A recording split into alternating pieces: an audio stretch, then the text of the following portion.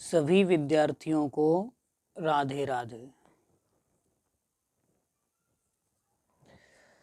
जो हमने 2 वीडियो में पढ़ा उसके अब आगे हम लोग अपने पाठ्यक्रम में यूनिट फर्स्ट में जो तुम्हारी वैद्युत स्थितिकी चल रही है, स्थिर वैद्युतिकी चल रही है, तो उसी में हम लोग अगला जो टॉपिक है वो पढ़ेंगे वैद्युत क्षेत्र। वैद्युत क्षेत्र देखिए क्या होता है। किसी वैद्युत आवेश अथवा आवेश समुदाय के चारों ओर का वह क्षेत्र जिसमें कोई अन्य आवेश आकर्षण या प्रतिकर्षण का अनुभव करता है, वैद्युत क्षेत्र अथवा वैद्युत बल क्षेत्र कहलाता है। क्या कहलाता है? वैद्युत क्षेत्र अथवा वैद्युत बल क्षेत्र कहलाता है। देखिए जैसे ये धन आवेश है, तो धन आवेश में हमने बताया था आपको कि वैद्युत बल रेखाएं किधर की ओर निकली रहती हैं, बाहर की ओर ऐसे निकले रहती हैं। ठीक है, तो इसके पास में कोई अन्य आवेश, अगर कोई धन आवेश है, ये मान लो धन आवेश है और इसको ले जाएंगे तो इसकी जो वैद्युत बल रेखाएं हैं वो टेढ़ी हो जाएंगी। ठीक है, क्योंकि इसमें भी धन आवेश है और इसमें भी धन आवेश है, तो ये आपस में एक दूसरे को काटेंगी नहीं। इसी के कारण इसमें क्या होता है, इसी के कारण इनमें वैद्युत प्रतिकर्षण बल लगता है। आकर्षण बल में क्या होगा, पॉजिटिव चार्ज से वैद्युत फील्ड जो वैद्युत बल रेखाएं बाहर की ओर निकलेंगी। ये देखिए इलेक्ट्रिक फील्ड लाइन बाहर की ओर निकलेंगी और ऋण आवेश में प्रवेश कर जाएंगी। ठीक है, तो इसमें जो होता है, इसमें इसी कारण से इसमें प्रतिकर्षण बल आकर्षण बल होता है और इसमें प्रतिकर्षण होता है। प्रतिकर्षण दूर दूर करता है दोनों आवेशों को और आकर्षण पास पास करता है। तो वैद्युत क्षेत्र क्या होता है, मेन टॉपिक तो हम लोग इस पर चर्चा कर रहे हैं। तो कोई एक ऐसा क्षेत्र मान लेते हैं, यहाँ पर ये वैद्युत क्षेत्र है। क्या है? वैद्युत क्षेत्र है।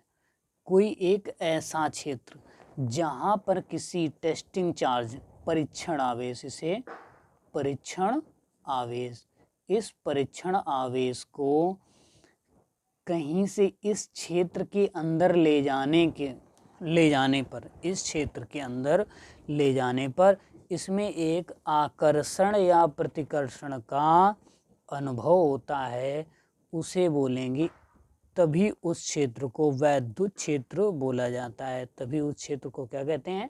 वैद्युत क्षेत्र कहते हैं। फिर से सुनो, कोई एक ऐसा क्षेत्र जहाँ पर किसी परीक्षण आवेश, देखिए परीक्षण आवेश 2 ही प्रकार के होंगे, या तो ऋण आवेश होगा या फिर धन आवेश होगा। ठीक है, तो उस परीक्षण आवेश को इस क्षेत्र के अंदर कहीं पर भी किसी पॉइंट पर ले जाने पर उसमें आकर्षण या प्रतिकर्षण का अनुभव होगा।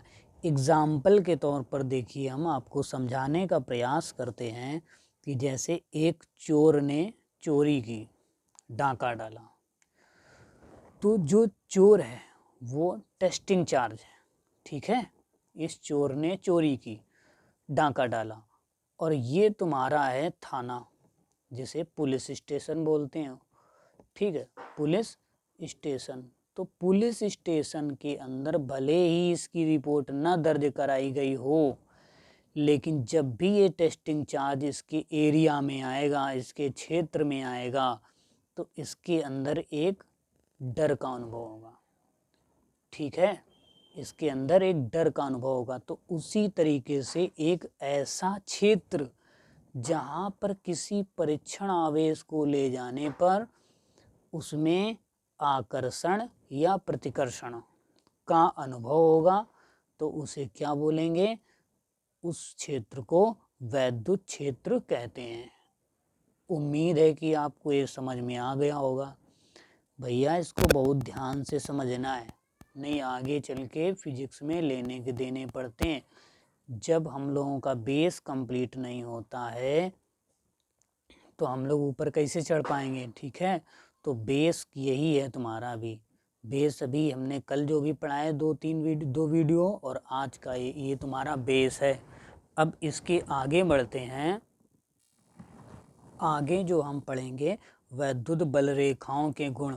भाई साहब मोस्ट इम्पॉर्टेंट है ये, मोस्ट इम्पॉर्टेंट है फॉर यूपी बोर्ड एग्जामिनेशन के लिए। ये कई बार बोर्ड एग्ज़ाम में पूछा गया है क्वेश्चन कि वैद्युत बल रेखाओं के गुण बताइए, ठीक है। तो अब हम लोग इसका जो है इसके बारे में जानेंगे क्या होता है, ठीक है। तो सबसे पहले ये बल रेखाएं, ये जो रेखाएं होती हैं वैद्युत बल रेखाओं के जो गुण, वैद्युत बल रेखाएं क्या होती हैं, आवेश से निकलने वाले ये जो काल्पनिक रेखाएं हैं इनको हम लोग क्या बोलेंगे, वैद्युत बल रेखा, ठीक है। वैद्युत बल रेखा, तो ये जो वैद्युत बल रेखाएं होती हैं ये कभी भी एक दूसरे को काटती नहीं है, पहली बात। दूसरी बात, ये बल रेखाएं धन आवेश से चलकर ऋण आवेश पर समाप्त हो जाती हैं। ये क्या करती हैं, ये बल रेखाएं धन आवेश से चलकर ऋण आवेश पर समाप्त हो जाती हैं। दूसरा पॉइंट, बल रेखा के किसी बिंदु पर खींची गई स्पर्श रेखा, बल रेखा के किसी बिंदु पर खींची गई स्पर्श रेखा उस बिंदु पर धन आवेश, उस बिंदु पर धन आवेश पर लगने वाले बल की दिशा को प्रदर्शित करती है। ये क्या करती है, धन आवेश पर लगने वाले बल की दिशा को प्रदर्शित करती है। बिल्कुल अच्छे से तैयार कीजिएगा, ठीक है। तीसरा पॉइंट है, कोई भी दो बल रेखाएं परस्पर एक दूसरे को नहीं काटती, ठीक है ना।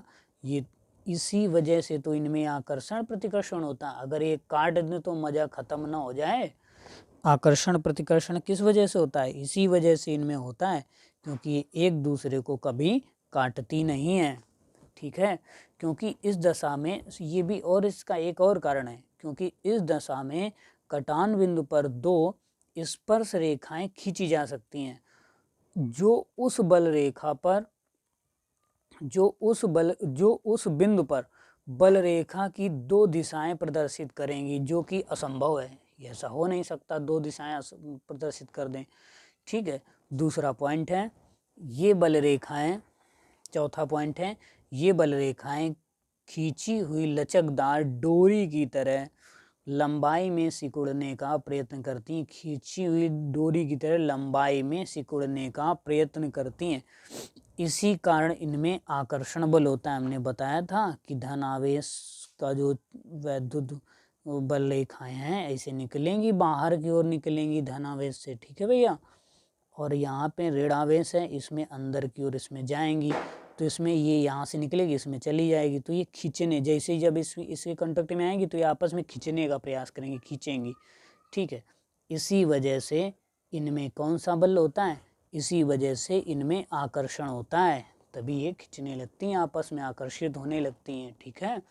दूसरा, ये रेखाएं अपनी लंबाई के लंबवत दिशा में एक दूसरे के दूर हटने का प्रयत्न करती हैं। जैसे एक यहाँ से वैद्युत बल रेखा आ रही है ऐसे, और एक यहाँ से आ रही है अपनी लंबाई के धनावेश, ये दोनों में धनावेश, ठीक है। तो इनसे ये दूर हटने का प्रयत्न करेंगी, इसमें टच नहीं होने वाली, क्योंकि इनकी इसकी डायरेक्शन और इसकी डायरेक्शन सेम है, ठीक है। तो इसी कारण इनमें इसी के कारण, ठीक है, इसी घटना के कारण इसमें जो है प्रतिकर्षण बल होता है। कौन सा बल होता है, प्रतिकर्षण बल। जब समान चार्जेस मिलते हैं तो उनमें प्रतिकर्षण होता है, विपरीत चार्जेस में आकर्षण होता है। जैसे ये भी याद रखो, जैसे मेरे लाल, जैसे उदाहरण के तौर पे देखते हैं, तुम्हारे पिताजी जो हैं वो तुम्हारी मौसी से प्रतिकर्षित होंगे। तो ये जो पिताजी हैं धनावेश है, मौसी ऋणावेश है, तो तुम्हारे पिताजी मौसी से आकर्षित होंगे, और तुम्हारे मौसा जी जो हैं वो तुम्हारी मम्मी से प्रतिकर्षित, ना कि मौसा जी और पापा जी का आकर्षण होगा, तुम्हारी मम्मी और मौसा जी का आकर्षण होगा। और यहाँ पे तुम्हारे पिताजी और मौसी जी का आकर्षण होगा। अब ये खुद उनसे पूछ लेना कि कौन सा फोर्स काम करेगा, ठीक है। तो इसके बाद में देखिए, इनको आप जो है अन्यथा में न लें। हम अगर उदाहरण देके इस तरीके से समझाएंगे नहीं तो आपको याद नहीं रहेगा, ठीक है। भाई विवेकानंद तो हो नहीं, ठीक है, और विवेकानंद की तरह पता लगा एक बार बता दिया जाए दोबारा में रट जाए, तो ऐसा कुछ भी तो है नहीं, ठीक है। तो इस वजह से हम लोग तुमको सारे एग्जाम्पल देके पढ़ाने का प्रयास करते हैं ताकि आप जो है आपको पूरी तरीके से ये बात दिमाग में चली जाए। आगे देखते हैं वैद्युत क्षेत्र की तीव्रता कैसे निकालेंगे। तो वैद्युत क्षेत्र में ध्यान से सुनना जरा मेरी बात। वैद्युत क्षेत्र में किसी बिंदु पर क्षेत्र का मान, वैद्युत क्षेत्र में किसी बिंदु पर क्षेत्र का मान अर्थात वैद्युत क्षेत्र की तीव्रता उस बिंदु पर रखे एकांक धन आवेश पर लगने वाले बल से नापते हैं, ठीक है। एकांक, यहाँ से याद रखो, एकांक धन परीक्षण आवेश पर लगने वाले बल से मापते हैं। यदि वैद्युत क्षेत्र में रखे धन परीक्षण आवेश Q0 पर लगने वाला बल वेक्टर F है, ठीक है। यदि वैद्युत क्षेत्र में रखे धन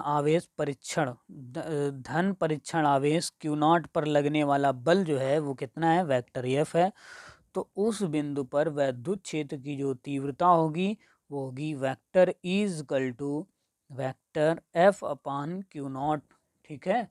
तो अब ये फिर से फार्मूला आ गया। हमने बताया आपको, जैसे ही फार्मूला तुमको दिखाई दे तुरंत उसकी विमा और मात्रक ज्ञात करना है। तो इसका मात्रक क्या होगा, इसका जो मात्रक होगा वो होगा F क्या है, बल, तो बल का मात्रक क्या हुआ, न्यूटन, ठीक है। और ये Q0 क्या है, Q0 है तुम्हारा आवेश, आवेश का मात्रक क्या हो जाएगा, कूलाम, ठीक है। तो ये तुम्हारा हुआ न्यूटन प्रति कूलाम, इसका मात्रक क्या हो जाएगा, न्यूटन प्रति कूलाम। अब इसकी विमा निकालते हैं। चलो देखो विमा क्या आएगी, विमा इसकी आएगी, न्यूटन की विमा क्या होगी, बल की विमा MLT-2, ठीक है, अपॉन कूलाम की विमा क्या होगी, AT, क्या विमा होगी, AT। इसको सॉल्व करते हैं, देखिए क्या आएगा, ML, ठीक है, T-3 और इसी के सामने लिखना A-1, ठीक है, A-1, ठीक है। नीचे लिख दे रहे हैं MLT-3 A-1, ठीक है। भैया जगह की कमी है, प्लाट खरीदना पड़ेगा, ठीक है। यहाँ पर वैद्युत क्षेत्र की तीव्रता का ये मात्रक हो गया और ये तुम्हारी विमा हो गई, ये फार्मूला हो गया। कभी कभी इससे न्यूमेरिकल भी पूछे जाते हैं। अब सब कुछ हम आपको ऑनलाइन ही तो थोड़ी ना दे सकते हैं, ऑफलाइन भी आपको कुछ प्रयास करना पड़ेगा, ठीक है। आगे देखते हैं इसी का अगला टॉपिक। अब उस फार्मूले को, ये जो तुम्हारा फार्मूला था कौन सा था, E F अपॉन Q0, ठीक है। इसको हम और भी दूसरे तरीके से डिफाइन कर सकते हैं, चलो देखते हैं, ठीक है। चलो भाई चलो, देखो माना कि एक बिंदु P पर एक परीक्षण आवेश Q0 स्थित है। बिंदु P पर एक परीक्षण आवेश क्या रखा है, Q0, ये धन आवेश है, ठीक है। और कूलाम के नियमानुसार, अब देखेंगे, देखिए ये एक पॉइंट O है, यहाँ पर एक आवेश है प्लस Q, और इससे R दूरी पर एक बिंदु है, ये R है भाई साहब, R, इससे R दूरी पर एक पॉइंट है, बिंदु है P, और इस पर हमें इसके ऊपर बिंदु P पर एक परीक्षण आवेश Q0 रखा है। इसे क्या बोलेंगे, टेस्टिंग चार्ज, परीक्षण आवेश, ठीक है। ये परीक्षण आवेश क्यू नॉट रखा हुआ है। अब देखिए ये भी धन आवेश है, ये भी धन आवेश है, तो मेरे लाल मेरे पूत मेरे बछड़ा, इन दोनों आवेशों के कारण इनके बीच में रिपल्सन फोर्स काम करेगा, मतलब इनमें प्रतिकर्षण बल काम करेगा और वो भी इसे इस तरफ धकेलेगा, ये इस तरफ ढकेलने का प्रयास करेगा, दोनों आपस में एक दूसरे से टच नहीं होंगे, क्योंकि भाई साहब ये अभी हमने बताया ये विजातीय आवेश हैं। तो ठीक है, और इन दोनों के कारण जो फोर्स काम करेगा वो क्या काम करेगा, देखिए बिंदु P पर जो लगने वाला बल होगा वो F इजकल टू क्या होगा, 1/4πε0 into Q naught upon R square. इतनी बात आई समझ में, आ गई ना? जल्दी से हाँ बोलो। ठीक है, चलो बोल दिया हमने, सुन लिया। अतः अब देखना, अतः देखिए ये फोर्स कौन सा हुआ, ये F is equal to 1/4π Q1 Q2/R, ये न्यूटन, ये कौन सा, कूलाम के नियम से, कूलाम के नियम से दोनों आवेशों के मध्य बल, ठीक है, F इजकल टू 1/4πε0 Q0/R², ठीक है।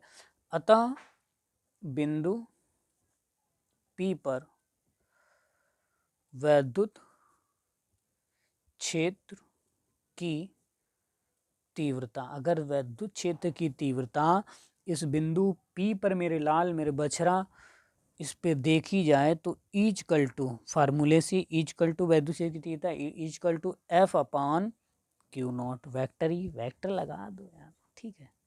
अब आगे देखो, F का वैल्यू क्या लिखेंगे, 1/4πε0 इंटू Q0/R², सबके बटे में क्या आ जाएगा भैया, Q0, ठीक है। तो Q0 से Q0 कैंसिल हो गया, तो बचा तुम्हारा क्या, इजकल टू 1/4π, ठीक है, ε0 इंटू Q/R²। कल हमने तुमको बताया था भैया कि ε0 क्या है, इसका हमें जवाब वीडियो के कमेंट बॉक्स में देंगे, ठीक है। क्वेश्चन हम आपसे पूछ रहे हैं कि ε0 का ε0 का मतलब क्या हुआ, ε0 को क्या कहते हैं,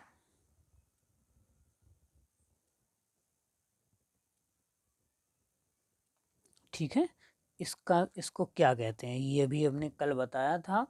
होशियार चंदों, जल्दी से आंसर इसमें देना कमेंट बॉक्स में हमारे। तो इसका मात्रक क्या हो जाएगा, न्यूटन प्रति कूलाम, ठीक है, न्यूटन प्रति कूलाम। तो यहाँ से हमारी कथा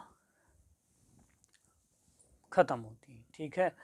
अब हम लोग क्या करेंगे, अगले जब भी हम अभी आपका अगला वीडियो जब आएगा तो उसमें पढ़ेंगे इलेक्ट्रिक डाइपोल वैद्युत क्षेत्र, सॉरी वैद्युत द्विध्रुव, ठीक है, वैद्युत द्विध्रुव पढ़ेंगे। तो वैद्युत द्विध्रुव में हम लोग अच्छी स्थिति में वैद्युत क्षेत्र की तीव्रता और निरक्षी स्थिति में वैद्युत क्षेत्र की तीव्रता दोनों एक ही वीडियो में कवर करने की कोशिश करेंगे, ताकि ये तुम्हारा टॉपिक पूरा ख़त्म हो जाए और हम लोग और इससे आगे बढ़ें इलेक्ट्रिक पोटेंशियल की तरफ, ठीक है। तो इस वीडियो को लाइक सब्सक्राइब शेयर और जो भी इच्छा हो वो करो, ठीक है। ठीक है, राधे राधे।